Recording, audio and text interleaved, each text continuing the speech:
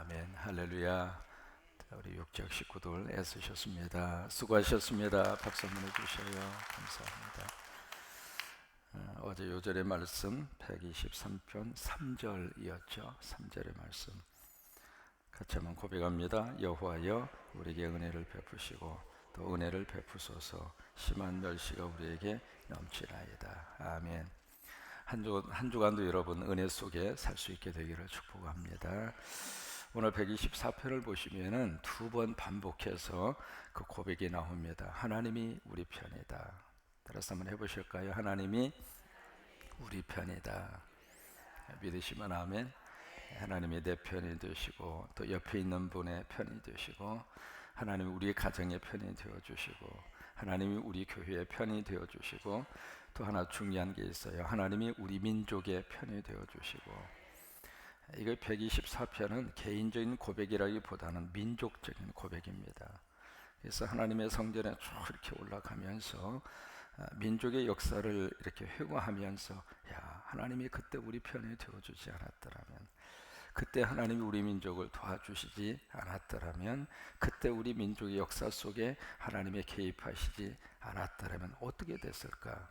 라고 하는 어떤 신앙적인 믿음의 고백이 이 시편 속에 그대로 담겨져 있습니다. 여러분 어떻게 생각하면 굉장히 뭐라 그럴까 이기주의적인 그런 감사이기도 해요. 하나님을 가운데 딱 놓고 하나님이 내 편이고 그러면 이쪽 편에서는 하나님이 그쪽 편이 아닌가? 라고 하는 고민과 갈등을 가져오게 하는 고백이기도 합니다.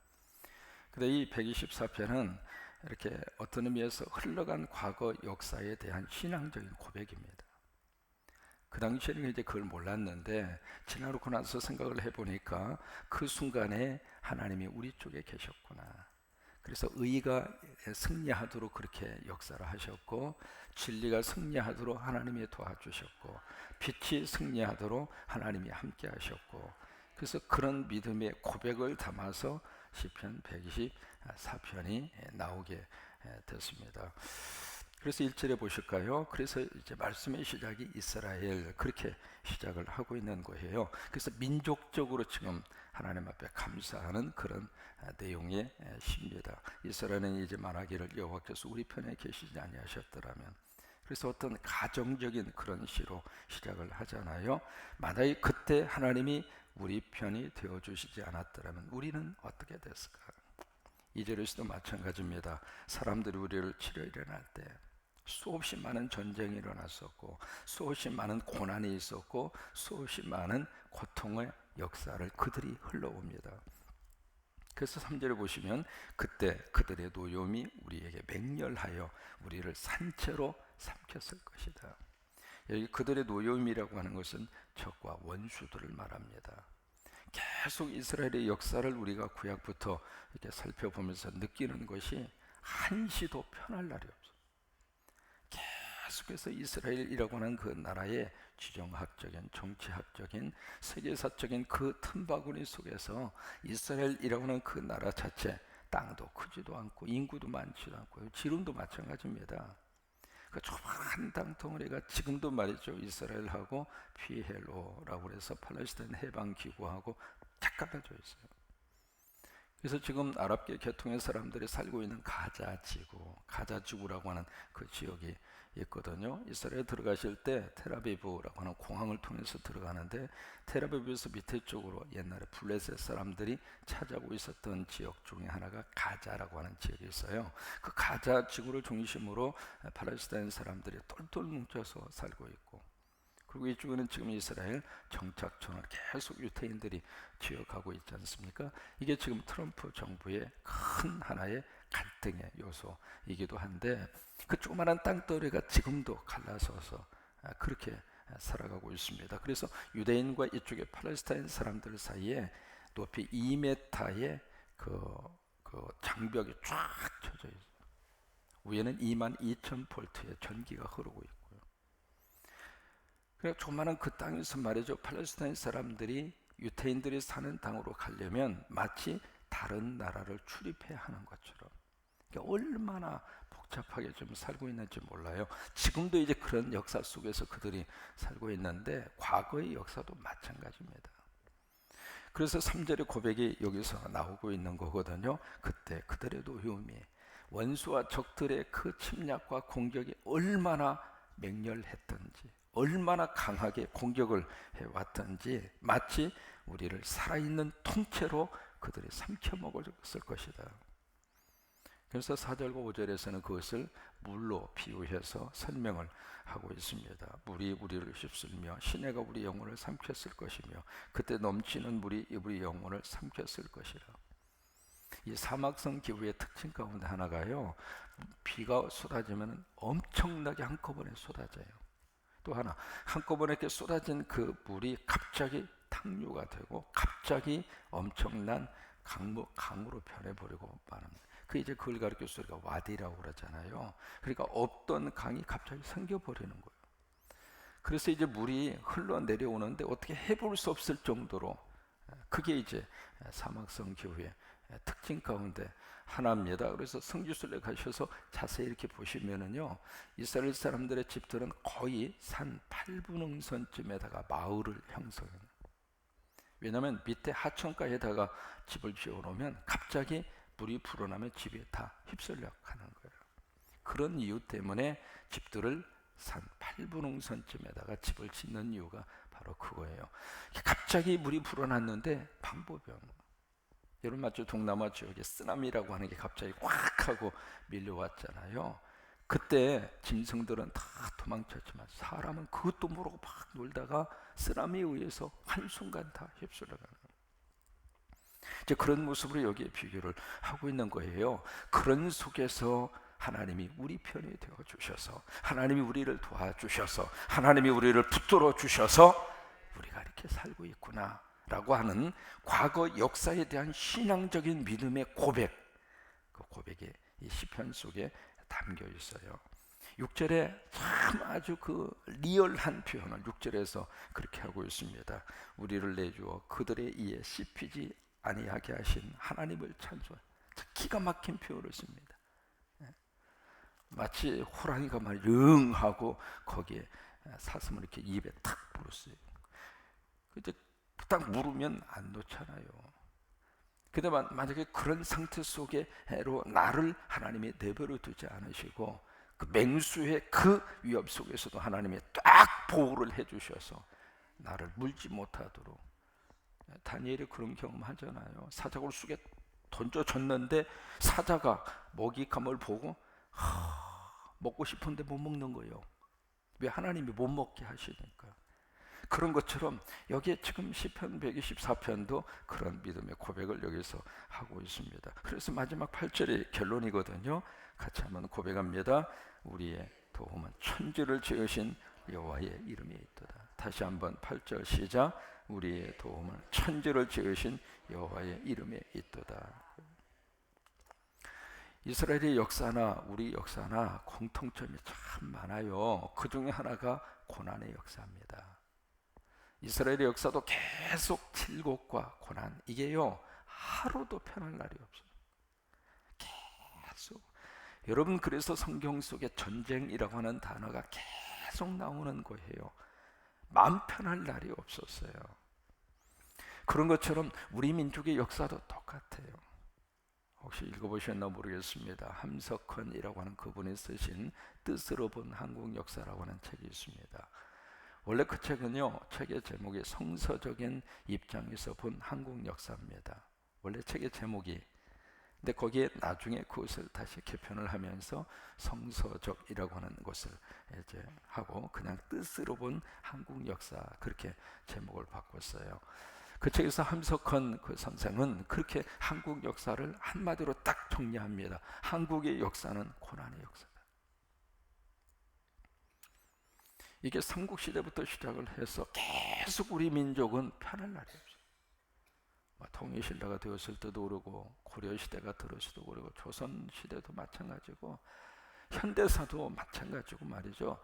우리 한국의 역사 속에 계속해서 이 작은 땅덩어리 속에 국지적인, 그 다음에 전국토적인, 이게 전체 민족적으로 침략을 당한 전쟁의 역사가 60번입니다.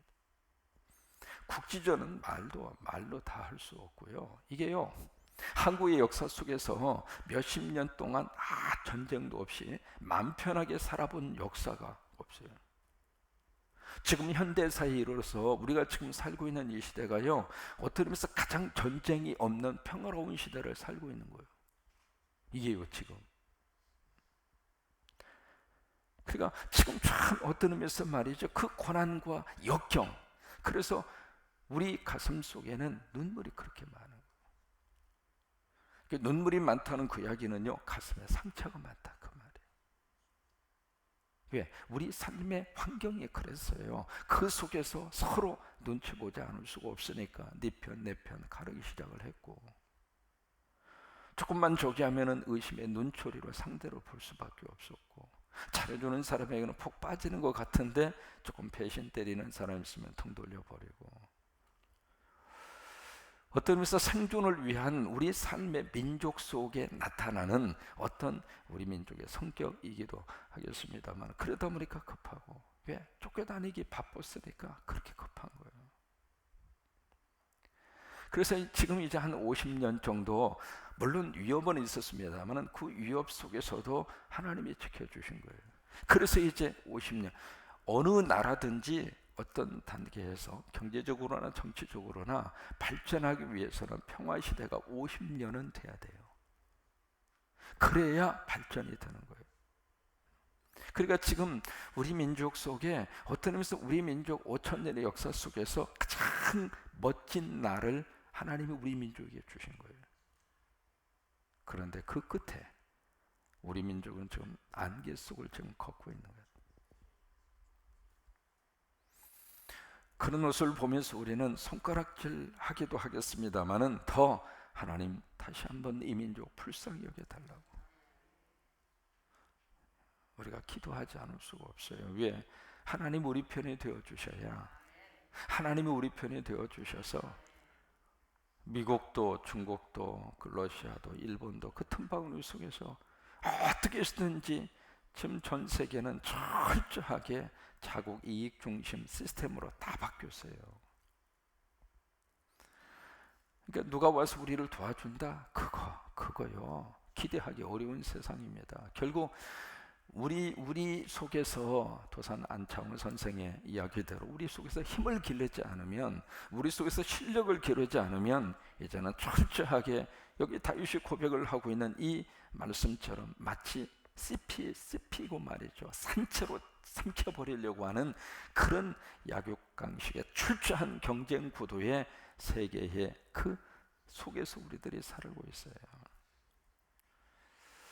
그래서 더 우리들이 이 고난의 역사, 칠국의 그 역사가 하나 주는 교훈이 있어요. 이스라엘의 역사 속에서 그런 역사이기 때문에 이스라엘은 철저하게 하나님 잡은 거예요. 양쪽에 눈치 보다가는 양쪽에 다 얻어 터지겠다, 지혜가 생긴 거죠. 강대국의 틈바구니 속에서 이리 붙으면 저 사람이 치겠고 저리 붙으면 저놈이 치겠고, 그러니까 이러다 저러다가 양쪽에서 얻어 터지겠구나, 지혜가 생긴 거예요. 그렇다면 우리는 하늘을 보겠다. 그렇다면 우리는 하나님을 의지하겠다. 그래서 유대인 속에 고난 속에서 그들 속에 바로 여호와 신앙이 싹트게 된 거예요. 근데 그것이 결국 가장 큰 축복이었다 이 말이에요. 우리 민족도 마찬가지입니다. 고난 속에서 이 고난의 톱니바퀴 속에서 참 감사한 것은 그 속에 우리 민족이 씹히지 않고, 그 고난의 역사의 수레바퀴 속에 우리 민족이 완전히 질근질근 그냥 갈기갈기 찢기지 않고 우리 민족이 버티고 살았다는 이야기예요. 그래서 이 속에 성령의 귀한 은혜를 하나님이 쏟아 부어 주셔서 일제의 암울함 속에서도 독립운동을 하게 했고, 희망을 놓치지 않고 살아갈 수 있는 내일의 꿈을 꿀 수가 있었던 그 이유가 가장 어려운 그 속에 하나님이 성령을 주신 거예요. 어제 이제 좀 늦게 끝나서 그냥 여기 사무실 뒷방에서 그냥 잤어요. 잤는데 계속 꿈을 꾼 거예요. 그냥 이제 자고 일어났는지 누웠다 일어났는지 모르겠어요. 계속 꾸네. 무슨 꿈을 꾸는? 새벽기도 총진군하는 꿈을 꿨어요.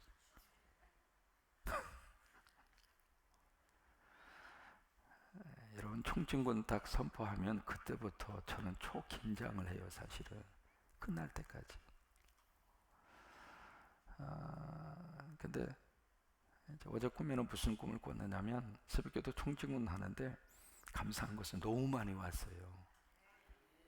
아멘 해주면 얼마나 좋아. 너무 많이 와가지고 막 저기 하다가 설교할 시간이 없는 거예요. 너무 많이 와가지고. 그래서 마지막에 다 설교해야 되는데 그러다 깼어요. 그래요. 참 고난 속에서 살았어요.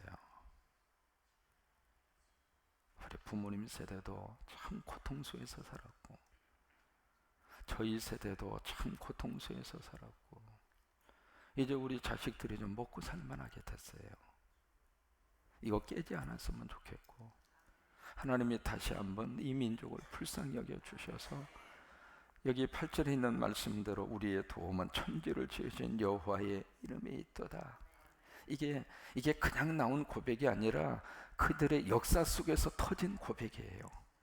오랜 고난과 역경의 역사 속에서 그들의 하나님께서 주시는 믿음의 영성이고, 그래서 저와 여러분 힘들지만은, 경제적으로 여러 가지 어렵고 힘들지만은, 왜? 이게 갈수록 더 힘들어질 거예요.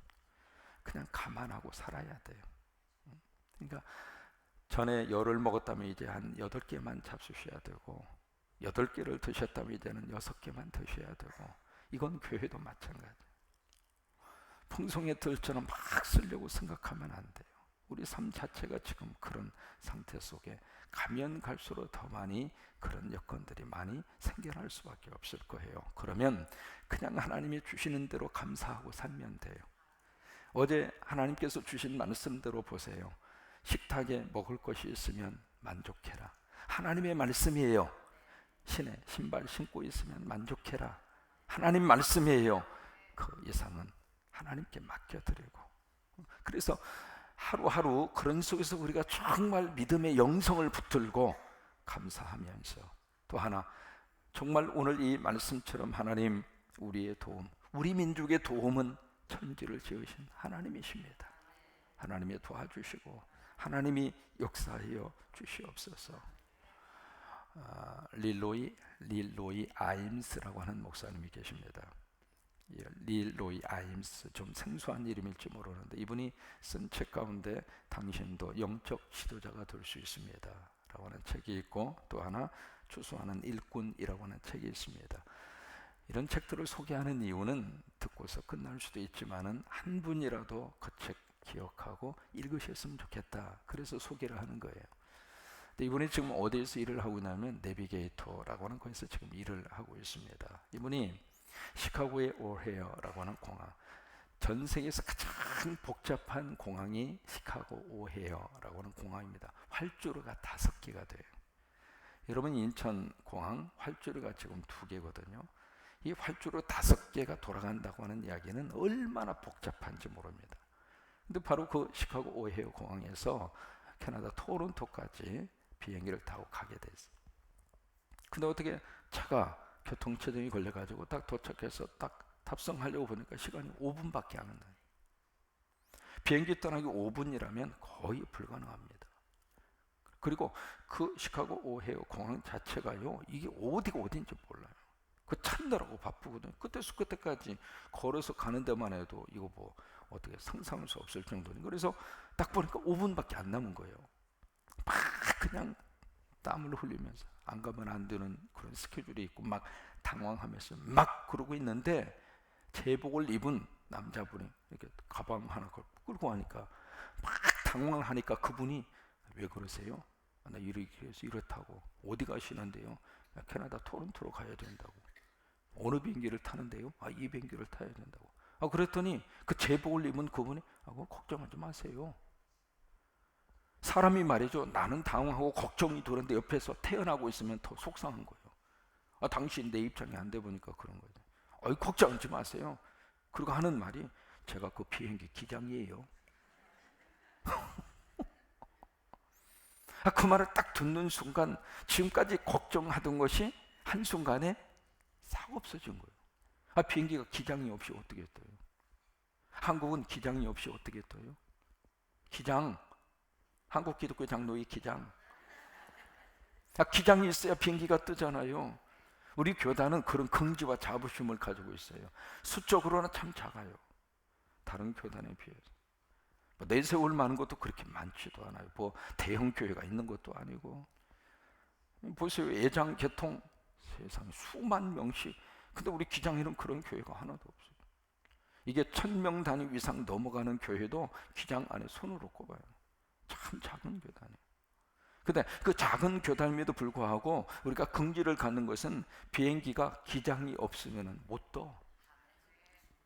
그래서 아까 말씀드린 릴로이 라임스라고 하는 목사님이 내 기장이에요. 그 말을 딱 듣는 순간에 세상에 걱정이 하나도 없는 거예요.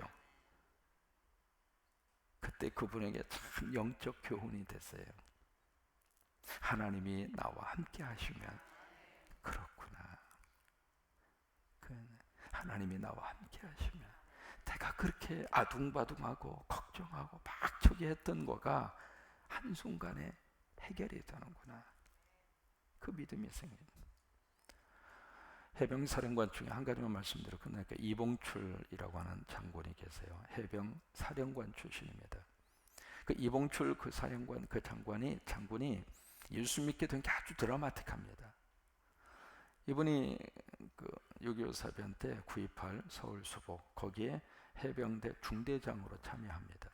그래서 인천 상륙작전을 하고 서울로 탈환을 하기 위해서 진격하는 거예요. 그러게 이제 계속 적들하고 막 교전이 일어나게 되죠. 폭탄이 떨어지고 자기 부하가 옆에서 막 푹푹 쓰러지면서 죽고 그런 상황 속에 딱 떨어지니까 평소에 이분이 아주 독실한 불교 신자였던 분인데 그러니까 평소에 늘 기회만 쓰면 나무아미타불 그렇게 하면서 이제 지냈던 분인데 급박한 상황에 딱 하고 벌어지니까 자기도 모르게 아이고 하나님 이게 저절로 나오는 거예요. 하나님 그렇게 우리의 DNA를 만들어 놓으신 거예요. 그러니까 아이고 하나님 그런 거예요. 자기가 자기 입으로 그 말을 하고도 깜짝 놀란 거죠. 그래서 그런 속에서 막 서울 탄환에 대한 무슨 애측 불허의 그런 상황 속에 딱 이제 떨어져 있었는데 칠흑같이 어둠 속에서 어떻게 할까? 여기서 끝났구나. 그러고 있는데 갑자기 빛이 땅에서 하늘까지 쫙 하고 솟아나는 거예요. 그러면서 그 빛이 자기 눈에 딱 보이면서 거기서 아주 뚜렷하게 내가 너와 함께 하겠다. 네가 서울을 탄환을 할 것이다. 그 음성을 듣고 그 빛을 따라서 결국 서울 수복 탈환을 한 거예요.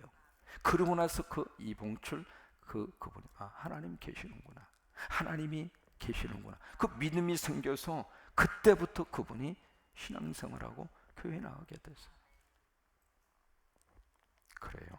우리의 도움은 천지를 지으신 여호와에게서로다.